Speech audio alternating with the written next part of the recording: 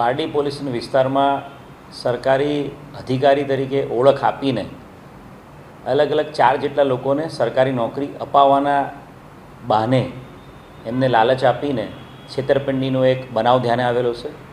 આ બનાવમાં નિમિષાબેન હરીશભાઈ નાયકા જે પરિમલભાઈ ચૌધરીની પત્ની છે એ વ્યક્તિની ધરપકડ કરવામાં આવી છે। સરકારી નોકરી ખાસ કરીને કલેક્ટર કચેરીમાં પીએની અને ડ્રાઈવરની નોકરી અપાવવાની એને લાલચ આપી હતી અને એ રીતે કુલ 4 વ્યક્તિઓ પાસેથી અલગ અલગ સમયગાળામાં છેલ્લા 6 થી 8 મહિનામાં 9,59,000 રૂપિયાની વિશ્વાસઘાત અને છેતરપિંડી કરેલાની હકીકત મળેલી છે। તાત્કાલિક આ બનાવમાં ગુનો દાખલ કરવામાં આવ્યો છે। ગુનો દાખલ કરીને આરોપી નિમિષા ચૌધરી જે હાલ સોનગઢ તાપી ખાતે રહે છે એની ધરપકડ કરવામાં આવી છે। આરોપી હાલ રિમાન્ડ ઉપર છે।